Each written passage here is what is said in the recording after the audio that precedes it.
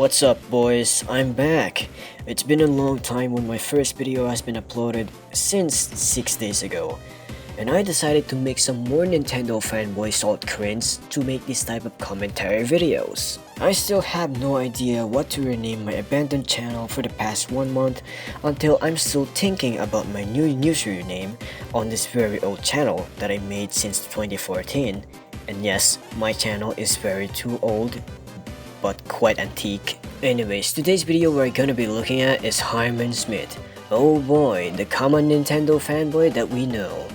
Sadly, the notorious Nintendo fanboy doesn't upload any new videos, or maybe he's just too lazy to make new videos. But now we are going to look at Harman Smith's awful takes titled Metroid Prime Remastered and Kirby Return to Dreamland Deluxe proves that emulation is irrelevant. So I watched the video over a couple times to analyze his terrible takes about why his emulation is dead and how it should be irrelevant. But anyways, let's get straight into the fucking video. Hello everyone, this is Cody Lee of BlackCatBooks.org, author of I the Dragon, Cruel and Beautiful Rabbit Hole lore and for the upcoming Jaw of the Dragon. I said it once, nobody is going to buy your awful books. Emulators are over. They're done, they're irrelevant, they can't succeed, they're not popular, and they're illegal. Last video that I made talking about Harman Smith says emulation is legal, which is true. And now you're saying that emulation is dead, irrelevant, illegal, and not popular these days? Emulation is still relevant to this day. Even Metroid Prime Remastered and Return to Dreamland Deluxe, the demo version, was emulated day one. Even on Steam Deck as well. I think the past couple of weeks have really demonstrated that very well, in that Nintendo Switch Online is taking off, it's becoming an extremely popular service, we're getting all these crazy games on there, games that people told me would never become legally available through the service. Nintendo Switch Online is still terrible, even with the expansion pack costs over $50. Ayo, editor here. Sorry for the inconvenience that Switch Online with the expansion pack only costs $50, not $60. Depends on the country where you live.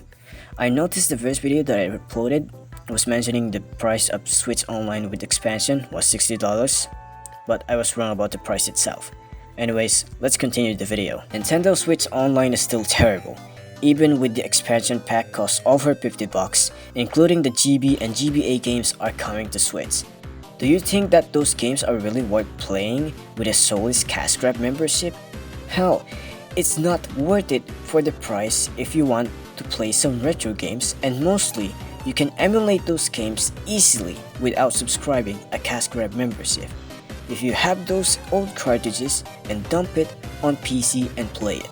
And that is completely remaster, improve, and add new content to pre-existing games. Games like Metroid Prime Remastered and the upcoming Kirby's Return to Dreamland Deluxe are massive improvements over the original game. It's not simply the original thing up-res at like 1080p to 60 FPS. Unlike Persona 3 2022 release, was AI upscaled and the audio is completely terrible. Metroid Prime Remastered is just redesigning the visuals and making it better. But the game mechanics is just the same from OG release. There are no DLCs and adding new game mechanics whatsoever. The graphics is modernized and overhauls the original. Just like in COD Modern Warfare 2007 Remastered, is what they do is to replace the graphics, enhance the textures to high quality, changing the newest game engine and adding new small details into the game. Kinda. Kirby's Return to Dreamland Deluxe is just a Switch port from Wii U, and it slaps over a fucking $60.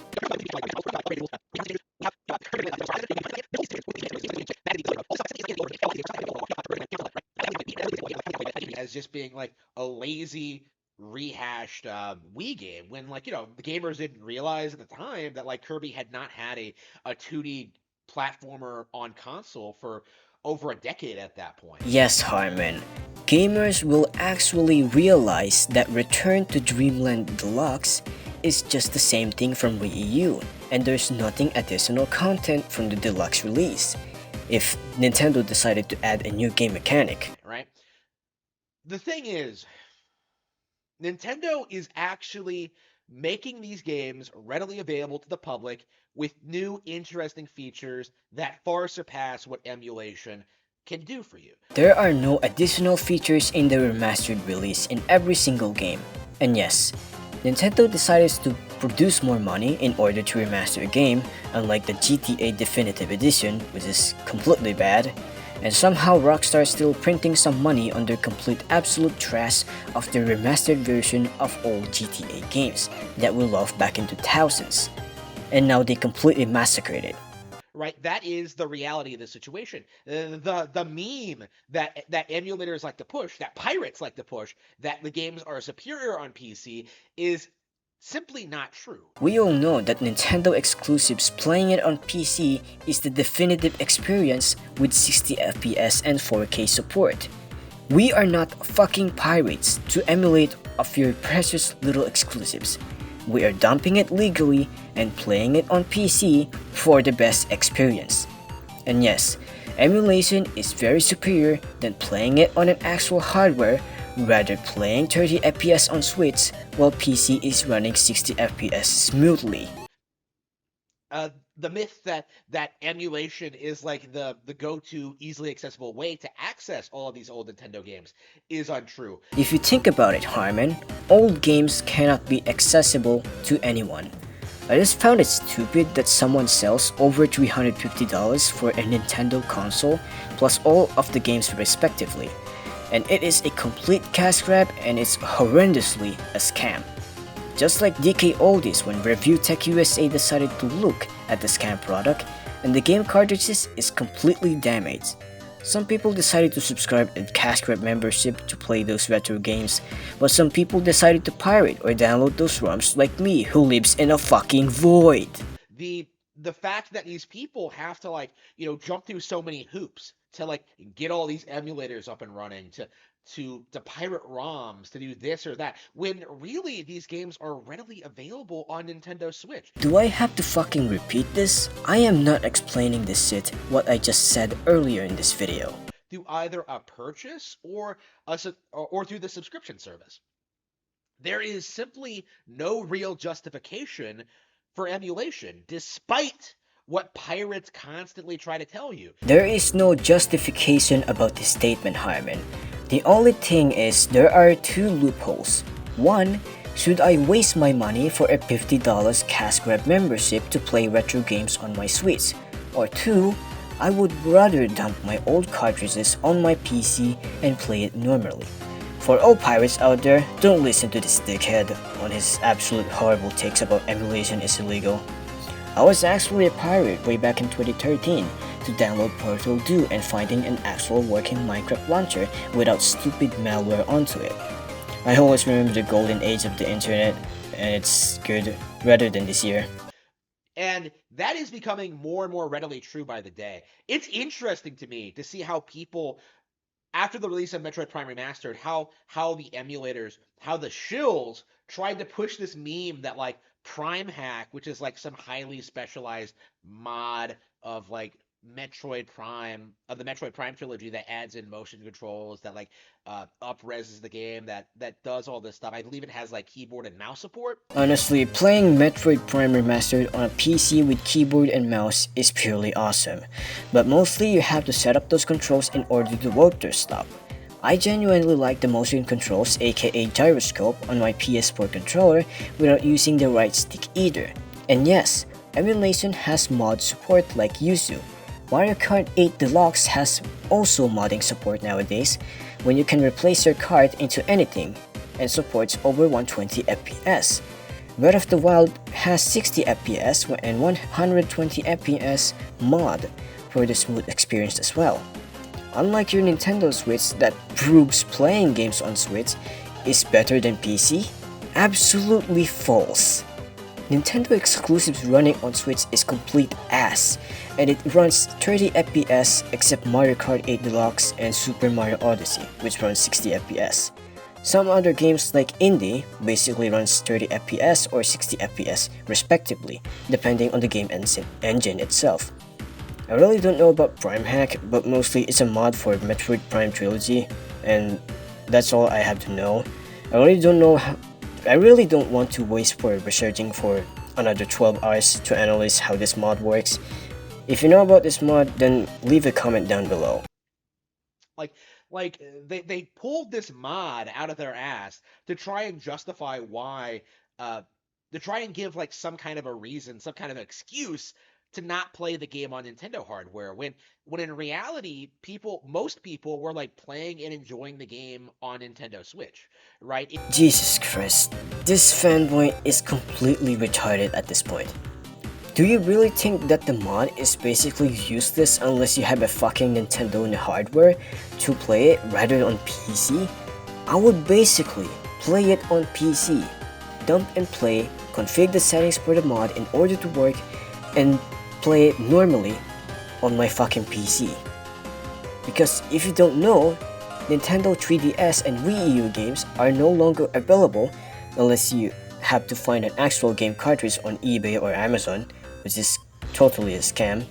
Especially the Wii U and 3DS store is going to shut down in March 2023, which is completely sucks. It was just an attempt at trying to keep the fraud going for a little bit longer, like to try and convince the public that there was any kind of momentum behind the emulation movement, when that clearly isn't the case at all. Emulation has a lot of momentum. You can basically experiment any kind of controls or motion controls on your PC depending to your preference, which kind of controls you want to play. Because controls settings exist nowadays in PC, except from consoles. The only thing that I hate is when you're playing a console game on your PlayStation or Xbox, they have controller bindings 1 and 2. The one is normal and the second one is inverted or something like that. But in PC, you can actually remap the buttons and customize it because it is very accessible rather than a console, just like in emulation too. There is a reason that people want games to come out on NSO. There is a reason people want games to be re-released on Nintendo hardware. There is no reason to re-release a very old game that has been out for a decade-year-old. Remakes and remasters are the same thing, just like in Dead Space 2023, which is they overhauled the graphics with ray tracing support and redesigning the monsters makes more scary, but the game mechanics is still the same in 2008 version.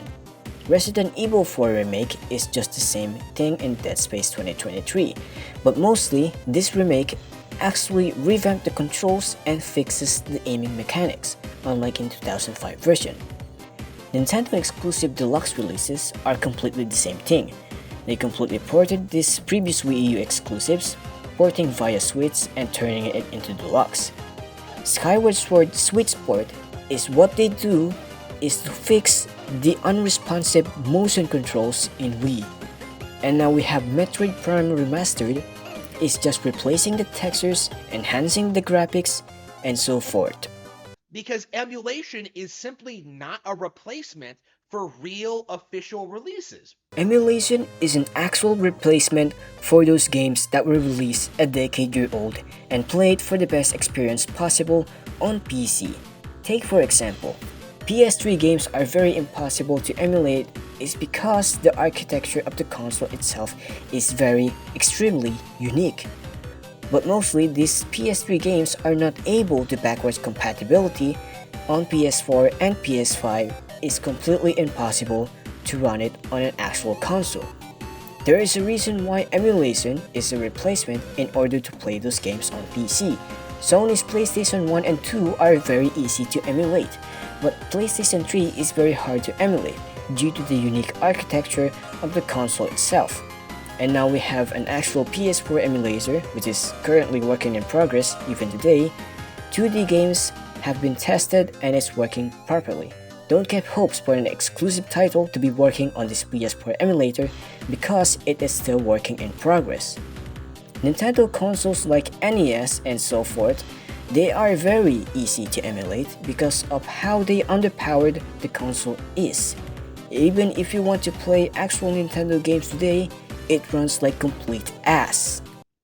And the fact that so many people have sworn by emulation, by piracy, as an actual justifiable excuse to be more invested in PC gaming is then console gaming is laughable. Remember when Gabe Newell talks about piracy?